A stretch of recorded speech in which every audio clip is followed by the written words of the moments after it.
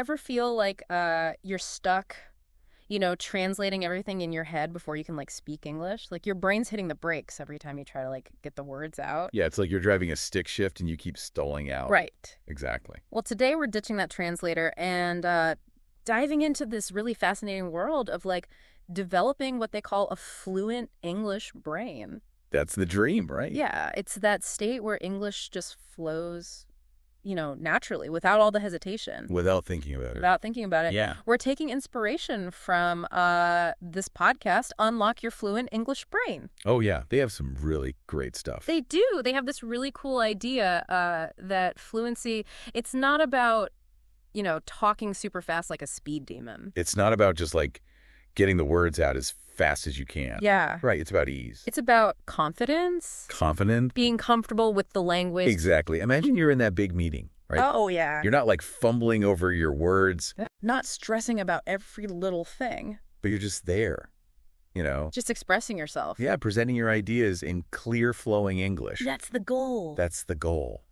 All right. So I am all for ditching the mental translator and feeling confident, but how do we even like start rewiring our brains? So one of the biggest things that they talk about is like this obsession with perfection. Oh, yeah. So many learners, they get so caught up in trying to construct like the perfect sentence in their head Yeah. that they just freeze up. It's true. They're terrified of making a mistake. Perfectionism, the ultimate fluency killer. It really is. Oh, I've been there. We've all been there. But what about those of us who like, we freeze up? It's just because we haven't had much, real world practice. Right. That's another big hurdle. Yeah. If you're only interacting with English in like textbooks or the classroom, you're not getting that crucial like real world immersion. Yeah. It's like trying to learn to swim from a manual. Exactly. You got to get in the pool. You got to jump into. All right. So how do we actually make that leap? Like what are some actionable steps to get this fluent English brain humming? So they really hammer on the importance of this, and it sounds simple. Okay. But it's thinking in English. Thinking in English. Yeah. Okay. Instead of translating back and forth, Mm-hmm. you make English like the default language in your mind. Okay. So you picture this. You're walking to work, Mm-hmm. and instead of thinking, I'm going to work in your native language, Right. you think, the sun is shining, I hear Okay. birds, a car just honked. You're narrating your life. Yeah. Okay. It feels strange at first, Yeah, I bet. but you're basically like building this little English-speaking world inside your head. Okay. I can try that, thinking in English 24/7. But I'm guessing it's not quite that easy to just like flip a switch, is it? Right. It takes practice. Okay. One technique that they suggest is storytelling. Okay. So you can look at a picture or, a photograph or just imagine a scenario Mm-hmm. and just describe it in English. Just talk about it. Yeah, just keep the words flowing. Okay. Don't worry about perfect grammar. Just get it out there. Yeah. I like that. A little less intimidating than jumping into a full-blown conversation. Right. But what about pronunciation? Oh, yeah. I know I get hung up on certain sounds. For pronunciation, they recommend a technique called shadowing. Shadowing. Have you heard of this? I've heard of it, yeah. So you basically listen to an English speaker. Mm-hmm. It could be from a podcast, a video, an audiobook. Okay. And you try to repeat exactly what they're saying Wow. in real time. Oh, wow. In real time. Yeah, mimicking their pronunciation and their rhythm. So like word for word mimicking. Yeah. Interesting. It's challenging. I've heard of it, but doesn't it get frustrating though, like trying to keep up? It can. What's the point of mimicking every little detail like that? The point is to train your mouth and your ear to work together. Oh, okay. So when you're shadowing, you're not just memorizing words. You're internalizing like the nuances of pronunciation, Oh, the okay. intonation, the rhythm. So it's kind of like fine-tuning your accent and your fluency at the same time. Exactly. Interesting. So it's like learning by mimicking almost like how we learned our first language. Right. Interesting. Okay, but what about those times when you're not shadowing someone? How do you know if your pronunciation is on point? That's where the record yourself trick comes in. Ooh, the record yourself trick. Yeah. Okay. So pick a topic, Okay. talk about it for a few minutes, Mm-hmm. and then listen back to the recording.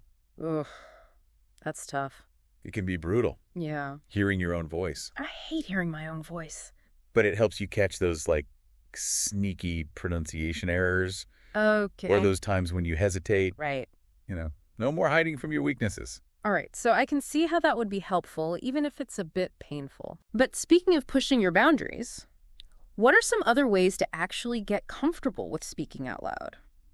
So the Unlock Your Fluent English Brain podcast, they have this challenge. They call it the 1-minute speaking challenge. Oh, yeah. Have you heard of this one? Have you heard of it? It's pretty cool. Yeah. So you pick a random topic. Yeah.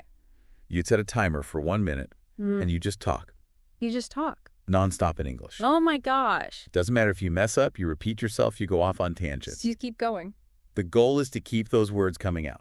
That sounds a bit terrifying. It can be. But also kind of fun. Right. Like a mini public speaking boot camp in your own living room. Exactly. It forces you to think on your feet. Yeah. And get comfortable with, like, expressing yourself spontaneously. Yeah. Which is huge for fluency. That's huge. Speaking of getting comfortable, they're big on immersion. Immersion. Surround yourself with English as much as possible. Yeah. Podcasts, movies, books, you name it. So make English, like, inescapable? I can see how that would help, but what if I don't understand everything?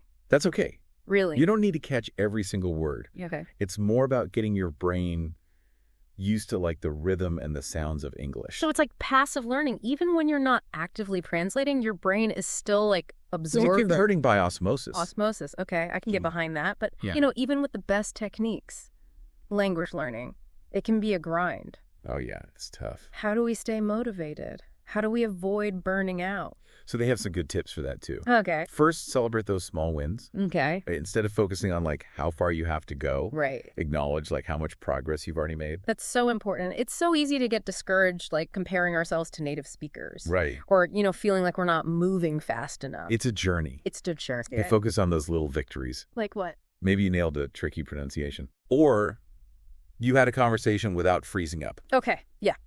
Those are wins. Those are wins. Yeah. And set realistic goals. Okay. Don't aim for perfect fluency overnight. No. Break it down. Smaller steps. Yes, smaller, more specific goals. So instead of saying, like, I want to be fluent in 6 months, Right. maybe it's like, you know, I want to confidently order food at a restaurant. Exactly. I want to, you know, chat with a native speaker about my hobbies. There you go. Something like that. Much more achievable. Right. And don't underestimate the power of community. Oh, yeah. Find a language partner, Mm-hmm. a group to practice with. Yeah. It's like having a workout buddy who keeps you accountable. Exactly. Gets you motivated. Right. I totally agree. Sharing the journey with others. Yeah. It just makes it so much more fun. It does. And less intimidating. Way less scary. Yeah, it's easier to stay committed when you've got someone to, like, celebrate those wins with. For sure. And, you know, commiserate over the tough stuff. Exactly. Yeah. And it gives you more opportunities for that real world practice. Right. They also recommend, like, incorporating English into your daily routine. Okay. Even if it's just for a few minutes each day. Yeah. Consistency is key. Consistency. It's better to do a little bit every day than to try to cram for, like, hours once a week. Makes sense.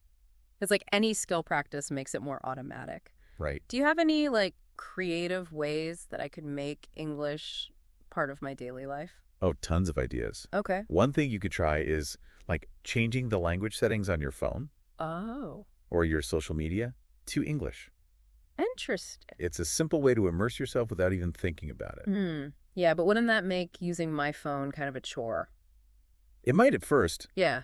but you'd be surprised how quickly your brain adapts. Okay. Plus, it forces you to engage with English in, like, a practical everyday context. Okay. Yeah. True. And think about your hobbies. Mm-hmm. Like, if you enjoy cooking, Yeah. find recipes in English. If you love music, listen to English songs and try to, like, decipher the lyrics. Okay. Find ways to make it fun. Make it fun. Yeah. I love that. Yeah. It's about making English like a natural part of your life. Right. Not just another thing to check off the to-do list. Exactly. Okay, so last piece of advice from the podcast, and maybe the most important. This is a big one. Okay. Be patient with yourself. Oh, that's so important. Fluency doesn't happen overnight. It doesn't happen overnight, no. It's a journey. It's a journey, yeah. And there will be bumps along the way. Oh, yeah, for sure. So I could keep going. It's easy to get discouraged, but you got to remember, language learning is a marathon, not a sprint. Well said.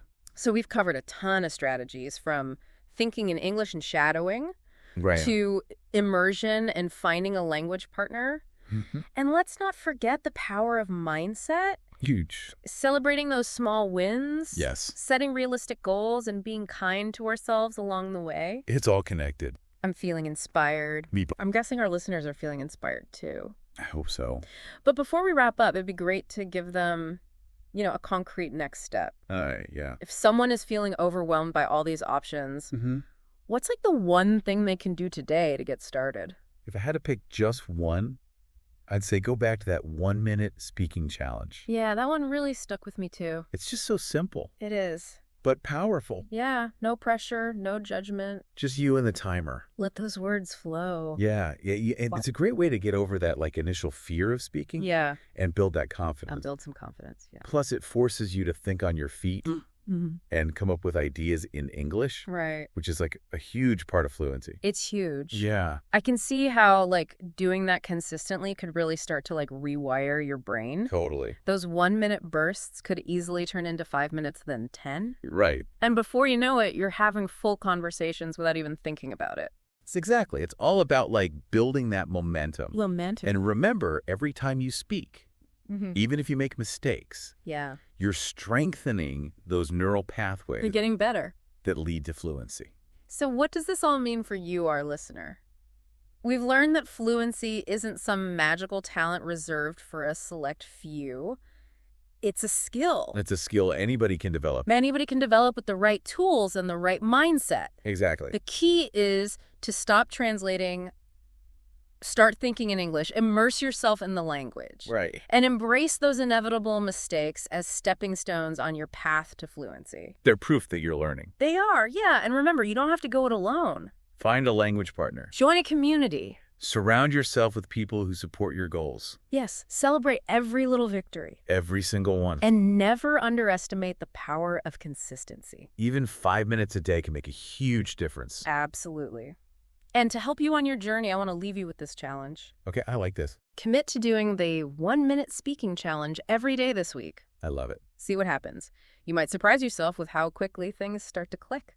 You really might. And, if you're feeling really ambitious, Yeah. try adding one more strategy from this deep dive into your routine. Like what?